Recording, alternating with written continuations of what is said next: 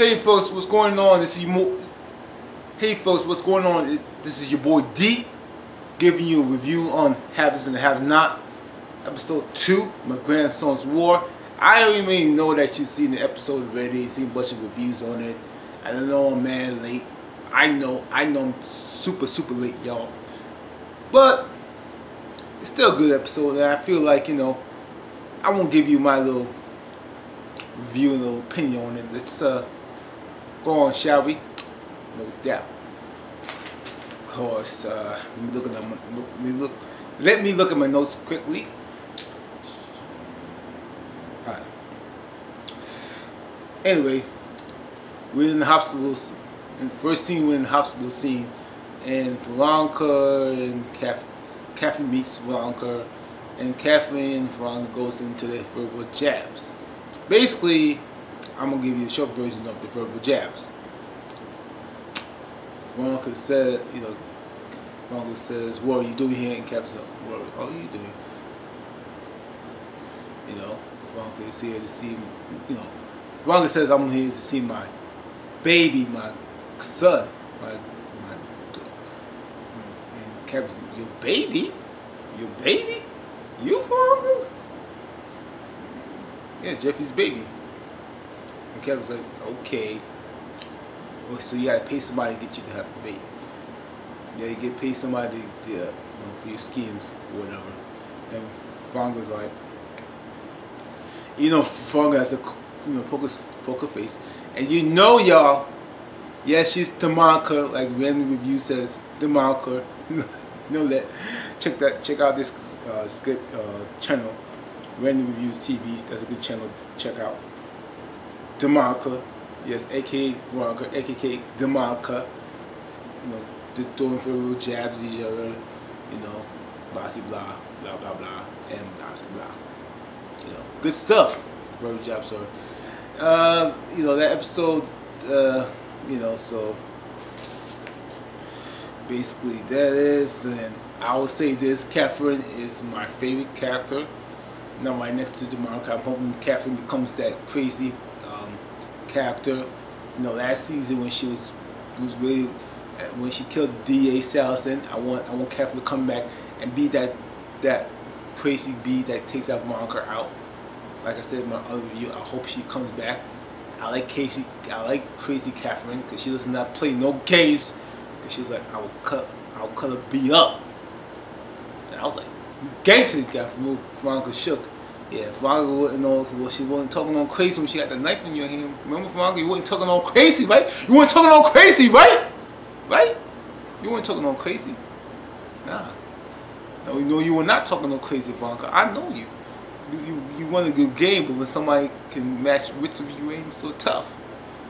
Alright, Veronica, you better be careful because, you know, Catherine does not play, and you would have been dead, Veronica. You know it. You know it, Veronica. And y'all zooming on to the next scene. Alright. Because you know, Catherine is looking for her son in the hospital, and she sees her son, Wyatt. I can't stand Wyatt's character. He don't do nothing for me. Wyatt's character is very lame.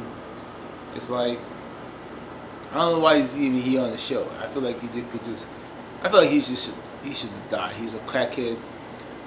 He comes in the hospital with this, I guess with this doctor, nurse, counselor, I forget what her name is, and Jeffrey's right there, and Catherine assumes that she's one of Wyatt's hookers and one of his call girls. You know, Catherine's being a wild. She wilding out, y'all. She wilding out, saying some type of, you know, insulting things to the woman, which is uncalled for. Catherine, you need to be cool, be cool. And she's saying, "What you doing with my son?" And she trying to explain to him that I'm here to basically, you know, I'm here to take care of your son because he called me because he overdosed on drugs. You know, basically saying that, and of course Jeffrey's trying to calm her down, saying, you know, she's cool, you know, she called, you know, she said, ride called his own. He could make it. And Veronica has to be, add her two cents saying, "We tried that before, it didn't work before, but I guess the doctor said, he did on his own. It's a good job, and he gonna be okay." And of course, she said, "I want to see him," and they said it's not a good time to see him because in the state he's not really ready to see you. Because Jeffrey said, it may not good to see him because you might agitate him because Catherine's in the feelings. Actually, that's my son, and I agree with Catherine. That is her son. I will, she want, as a concerned mother, would want to see how her baby's doing, making sure her baby's okay and what have you. As very, so that's a good thing. She needs to be concerned for her son. So I thought that was a little, again, nothing too much of that scene. And she just says, thank you, make sure he's okay, and she leaves, and that pretty much, that was it. Moving on to the next scene. Look at my notes here.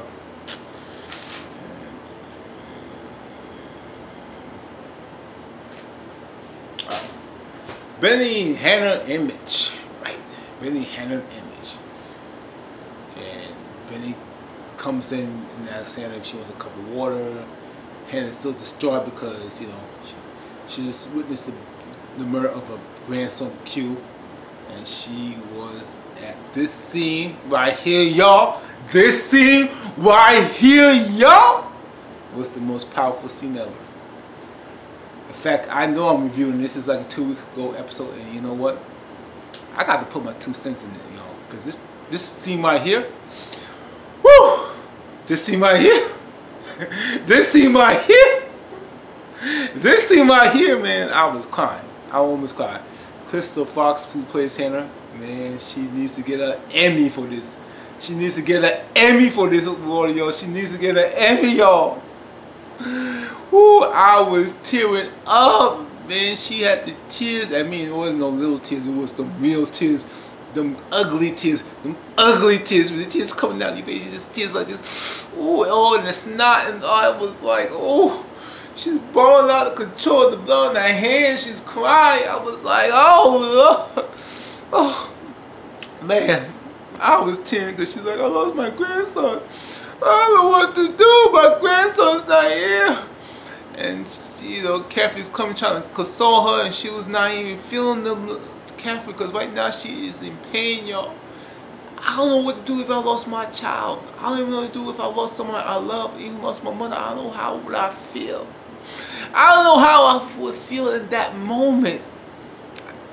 I felt the raw emotions just hitting at me, yo. Just hitting at me, man. Just hitting at me, dog. I was just tearing up. I was just tearing up. I was tearing up. I really was tearing up, y'all. I was. Because she was really going in and really just showing the real emotions. I don't know what to do. I don't know how to live on. I'm angry. I'm mad. I'm pissed. I don't know how to move on. I was trying to tell her that it's hard. It's gonna be a new normal. You need to move. He's like, you need to have your faith. She's like, I don't have any more faith in God. I'm done. What do I do? My faith is done. I don't have no more faith. I'm done. Lord, I have faith, but I don't know what to do.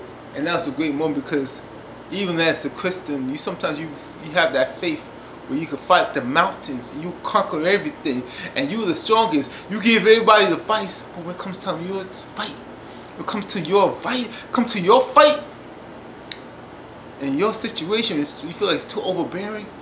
Sometimes you just don't know what to do. Your faith is tapped out. There's no faith to draw. You can't go to the faith bank and draw more faith into the faith bank because there's nothing to draw from. There's no faith in the drawback, son. And at this moment, you wonder if God is even there. Does God even listen to you? Can you even take any more? Can you even take any more hits? Does God even care about you? Do you have anything left in the tank? And you wondering, is it worth living on and moving on to the next level? Can you move on from this? Can you live? Can you live? Can these dry bones live? This is why God always have people around you. Even your enemies can be your blessings. Even your enemies who ain't faithful, God will use anything to get his child back in line. Anyone he will use. And God knew. He sent Catherine for a reason. The same person you minister when she lost her child, even though the circumstances was not the same. It's different because of her own doing. Because you had planted seeds in her life. And because you planted seeds, you were there and you ministered to her and giving her life and feeding her soul. God was like, okay, God was preparing you. So now you can be fed, Hannah. For you can be fed, Hannah. You can be fed in your soul in the time of hour that you need it the most. In your hour, you need that moment. And man, did God answer prayer? He said to Catherine. And I know right now, Hannah, you don't feel it right now. You don't know what to do, and it's okay to grieve, Hannah. It's okay to grieve, y'all. Sometimes you don't have to have the answers to everything. You're not supposed to move on. Sometimes you just gotta cry out, grieve it out, get it out in your system, so you can get on to your life, to your next level in life.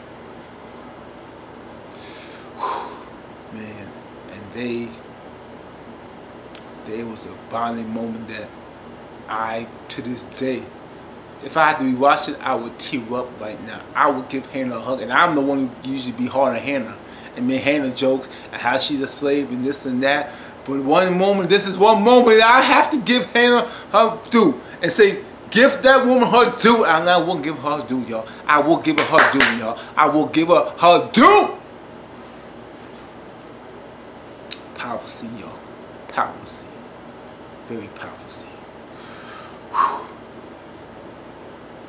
Whew. Sorry, I ain't meant to go on a rant, Lord. I know I went in the rabbit hole, and I know you want to hear the scene, but man, I'm sorry. I'm gonna go back. I'm gonna stop going to the rabbit hole and be focused on the scene, y'all. I'm gonna be focused on the scene. Sorry. Anyway, what's the next scene?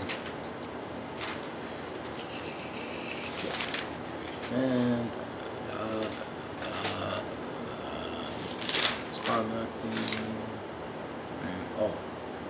oh, Jim and Mama Rose, aka Gangsta Granny, thugged up Granny, don't play no games, cause she ain't a person to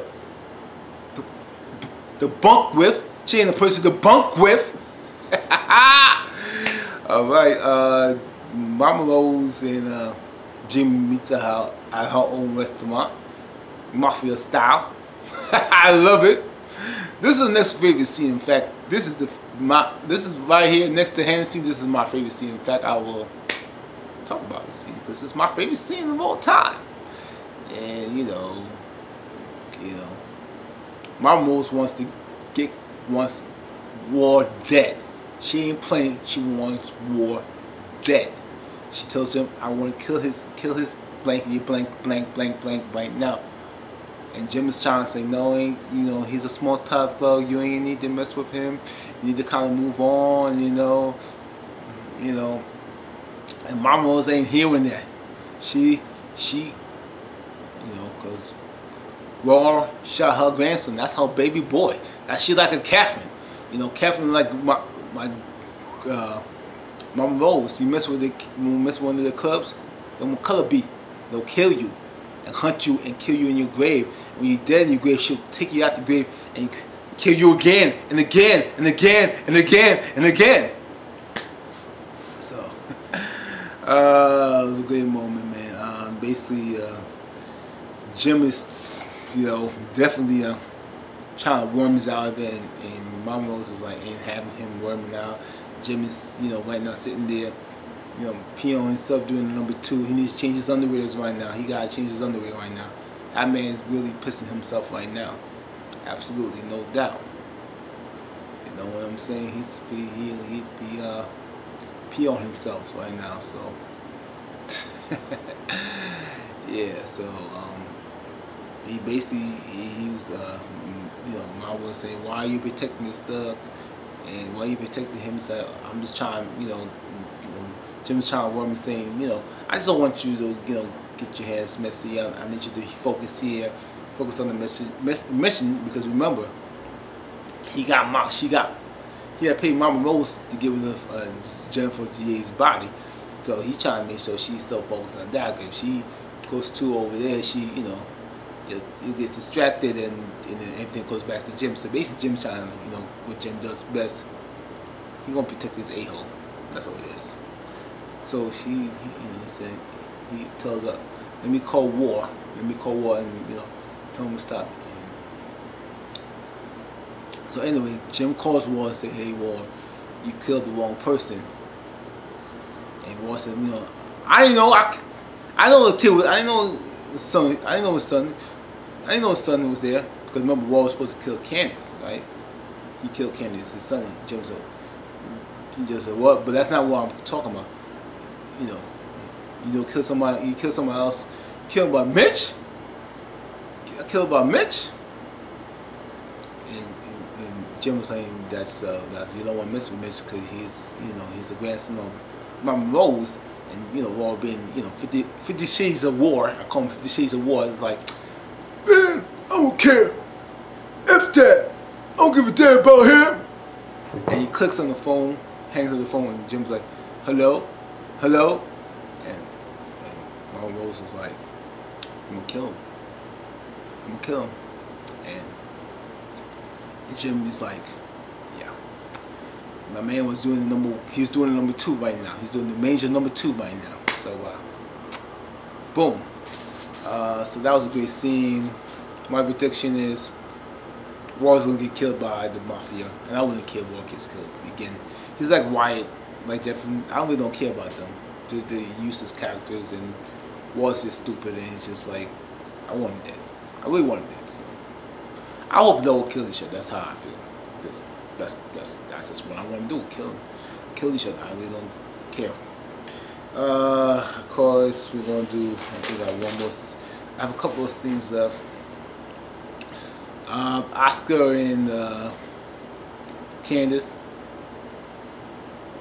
This is really a quick scene. Basically, you know, Oscar's trying to convince Candace to, you know, think of the bigger picture and, you know, work with me, be partners with them, because he could get you more money, more power. You could be the, you know, president's, be the first lady. Candace like, yeah, right, I'm a criminal. I don't care. I want this money. Candace all cares about the money, blah blah blah. And of course, you know, of course, Oscar is trying to convince her that, you know, you just think small time. That's the problem. You, Candace, all you think about is small things. You don't think about the bigger things. You want this fast money, but you don't think about the bigger things, which is true. Candace has a problem. She wants fast money, and she's a smart girl, but she don't think long term. And because she wants fast money, she always getting herself in hot messes. That's how she got hot messes with Jim, because she wanted the fast money, and so with War and blah, and you know, so telling her con things. Basically, it's not much of a scene. In fact, I really ain't gonna talk about the scene, because the scene was kind of boring. I want Candace to win, but Candace's character is getting a little sloppy. When the first time I saw Candace was that bad B. She was like Veronica, very cutthroat, ruthless. Got a strategy on my own. She got 10 aces in her sleeve, and after that, after last season, she just don't have this. She was kind of having Benny moments. You know, I don't feel she ain't the same Candace no more. She's not the same Candace, y'all. So she's kind of don't have the same Candace moment for me. So anyway, cause towards the end of the scene, Benny's talking to Mitch, and then one of the cops came and says, you know, he wanted to question Benny by the murder of Quincy Maxwell, and Benny's like, I'm not answering the question. And the cop was saying, we found a bracelet, and Benny's like, you see a bracelet in my hand? Do you see a bracelet? Do you see a bracelet? The cop said, nah, you're the same height, we're gonna arrest you, and pretty much that was it. This episode was kind of a flat moment. It's only come good moments with the HANT scene and the gym scene. Remember, those are the 2 episodes. There's only 2 scenes that really made the episode what it was. Without these 2 scenes, this episode was kind of flat. But overall, I'll give it a B. And before I go, remember guys, I need you to subscribe, like, and comment on your videos because I love to hear your comments. So, this is your boy D. I'm out. Peace.